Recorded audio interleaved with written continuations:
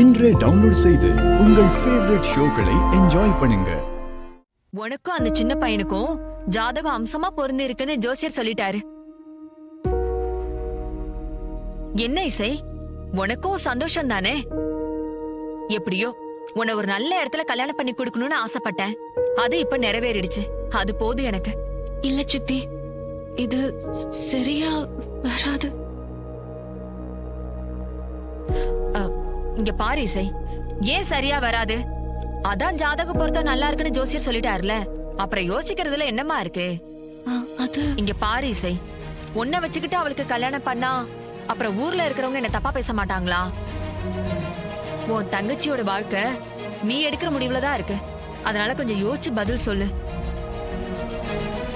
உனக்கே தெரியும், மாப்பிள்ள ரொம்ப பெரிய இடம். இதை விட ஒரு நல்ல இடம் உனக்கு அமையாது. அது இதுன்னு சொல்லி தயவு செஞ்சு இந்த கல்யாணத்தை வேண்டான்னு சொல்லிடாத. என்ன இசை யோசிக்கிற? இங்க பாரு, உன் தங்கச்சி சந்தோஷமா இருக்கிறது உன்னோட வாழ்க்கையில தான் இருக்கு. உனக்கு ஞாபகம் இருக்குல்ல, நீ எனக்கு சத்தியம் பண்ணி கொடுத்துருக்க. நீ கண்டிப்பா இந்த கல்யாணத்துக்கு ஒத்துக்கிட்டு தான் ஆகணும். சித்தி, நான் இந்த கல்யாணத்துக்கு ஒத்துக்கிறேனே வைங்க, ஆனா அதுக்கு அவர் ஒத்துக்கணும்ல. அவர்கிட்ட என் தங்கச்சி தான் பொண்ணுன்னு நான் சொல்லிட்டேன்.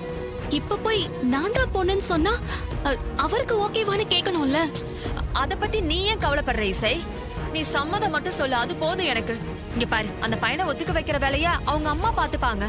அதான் ஜாதகம் அம்சமா பொருந்தி இருக்குல்ல, அப்புறம் என்ன இசை? சித்தி, என்னோட குறைய பத்தி அவர்கிட்ட சொல்லணும்ல. என்னது? ஆமா சித்தி, எனக்கு காது கேட்காதுங்கிற உண்மைய அவர்கிட்ட சொல்லணும்ல. அம்மா தாயே, அந்த காரியத்தை மட்டும் செஞ்சிராத. உண்மையை சொல்றேங்கிற பேர்ல உன் தங்கச்சி வாழ்க்கைய வீணாக்கிடாத. இங்க பாரு, உனக்கு காது கேட்காது, நீ செவிடுங்கிற விஷயம் அந்த வீட்டுல யாருக்குமே தெரியக்கூடாது. பொய் சொல்றது தப்பில்லையா சித்தி? யாரு பொய் சொல்றா? இங்க பாரு, நம்ம பொய் சொல்லல, உண்மைய மறைக்கிறோம், அவ்வளவுதான். வந்திருக்காருப்பா, இப்பதான் வந்தாரு. என் எதிரில தான் உட்கார்ந்துருக்காரு. சரிங்கப்பா, பாய். என்னோட அப்பா.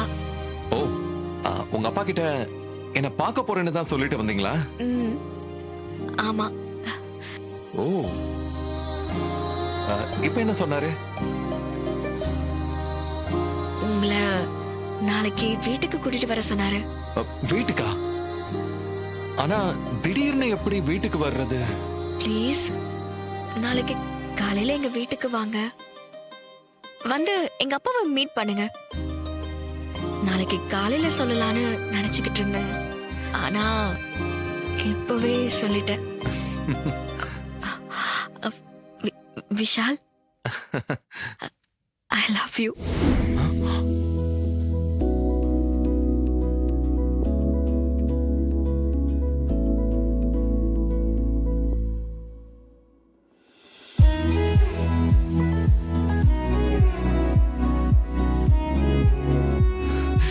Yes. Vishal, I love you. Vishal, I love you. Vishal, I love you. நான் எல்லா பொருத்தமும் பிரமாதமா இருக்குன்னு சொல்லி வச்சிருக்கேன். இப்ப அந்த அம்மா போய் ஜோசியர்கிட்ட ஜாதகத்தை காட்டினா உண்மை தெரிஞ்சிரும்.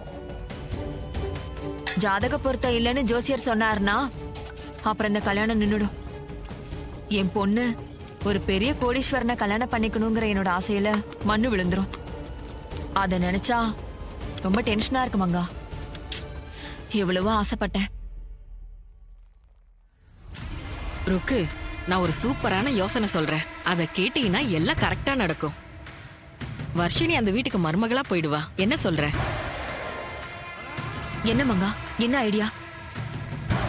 அத்தனை பொருத்தமும் சரியா இருக்கிற மாதிரி ஒரு சூப்பரான ஜாதகத்தை நாம ரெடி பண்ணுவோம். எப்படி? டூப்ளிகேட் ஜாதகம். நாம ரெடி பண்ண டூப்ளிகேட் ஜாதகத்தை எடுத்துட்டு போய் இப்ப கொடுத்திருக்கிற ஜாதகத்தை எடுத்துட்டு இத நாம அங்க வச்சுட்டா போதும். ஜோசியர் அந்த ஜாதகத்தை பார்த்துட்டு பொருத்தமும் அமோகமா இருக்குன்னு சொல்லிடுவாரு. கல்யாணமும் அமர்க்கலமா நடந்துடும். ஓகேவா? என்ன சொல்ற மங்கா? டூப்ளிகேட் ஜாதகமா? நம்மளால அதை ரெடி பண்ண முடியுமா? ருக்கு, அது என்ன பெரிய வித்தையா? ஒரு நோட்ல கட்டத்தை மாத்தி எழுதுற வேலைதான். அதெல்லாம் செஞ்சிடலாம். பக்காவா செஞ்சு தர ஆள் இருக்கு. கேட்க நல்லாதான் இருக்கு. ஆனா விஷயம் வெளியில தெரிஞ்சதுன்னா நம்ம மாட்டிக்குவோமே. அதெல்லாம் தெரியாது. அப்படியே உண்மை தெரிய வந்தாலும் இசை வாழ்க்கை தானே போகும். உன் பொண்ணு நல்லா தானே இருப்பா. இவன் எப்படி பண்ணா உனக்கு என்ன? வர்ஷினி பணக்கார வீட்ல ராணி மாதிரி வாழணும். அதுதானே நமக்கு வேணும். ஆமாமா. ருக்கு, வர்ஷினி கழுத்துல தாலி ஏறினா போதும், நாம ஸ்ட்ராங் ஆயிடுவோம். ஒருவேளை பிரச்சனை வந்தாலும் இசைக்கு தானே வரும், வர்ஷினிக்கு வராது.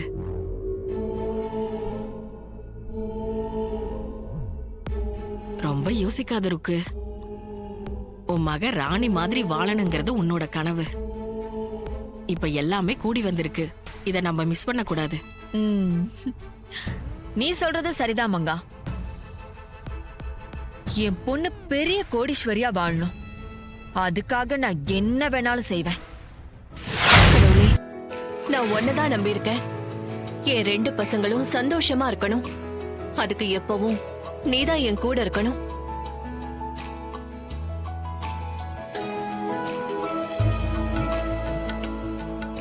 அம்மா, இதோ சுபத்ரா வந்துட்டா. அத்தை, என் ஆசீர்வாதம் பண்ணுங்க. நல்லா இருமா. என்று நான் இந்த 2 ஜாதகத்தையும் கொண்டு போய் நம்ம ஜோசியர்கிட்ட பொருத்தம் எப்படி இருக்குன்னு பாத்துட்டு வந்துடுறேன். ம், சந்தோஷமா. எல்லாம் நல்லபடியா நடக்கும். கடவுளே, எப்படியாவது சரியா இருக்கணும். அந்த பொண்ணோட ஜாதகம் என் ஜாதகத்தோட 10 பொருத்தமும் பக்காவா இருக்கணும். சொல்லுங்க, என்ன விஷயம்? நாங்க 2 பேரும் கோயிலுக்கு போயிட்டு வந்தோம். என் பொண்ணுங்க 2 பேரும் ஒரே குடும்பத்துல இருக்கிற அண்ணன் தம்பிங்களை கல்யாணம் பண்ணிக்கிட்டு சந்தோஷமா ஒத்துமையா வாழணும். அதுக்கு ஜாதகம் நல்லபடியா பொருந்தணும்னு வேண்டிட்டு வந்தோம். நாங்களும் அதையே தான் வேண்டிட்டு இருக்கோம். எல்லாரோட வேண்டுதலும் அதானே. ரொம்ப சக்தி உள்ள சாமி. கோயில்ல குருக்கள் பிரசாதம் கொடுத்து அத ஜாதகத்தை நோட்ல வச்சு உங்ககிட்ட கொடுக்க சொன்னாரு. அதான் கோயில இருந்து நேரா உங்க வீட்டுக்கே வந்துட்டோம். நீங்க ஜஸ்ட் மிஸ் பண்ணிட்டீங்க. அவ இப்பதான் நல்ல நேரம் பார்த்து ஜாதக புக் எடுத்துக்கிட்டு ஜோசியரை பார்க்க போயிருக்கா. என்ன, ஜாதகத்தை எடுத்துட்டு ஜோசியரை பார்க்க கிளம்பி போயிட்டாங்களா? அவ இப்பதான் போறா. நீங்க எங்க வரீங்க? ஜோசியர் வீடு எங்க இருக்கு?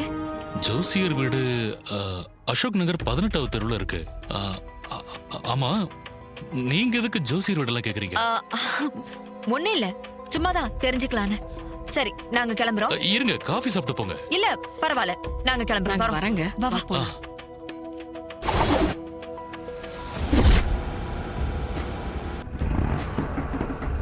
ஏங்க, அசோக் நகர் 18வது தெரு, சீக்கிரம் போங்க. சரிங்க. கொஞ்சம் சீக்கிரம்.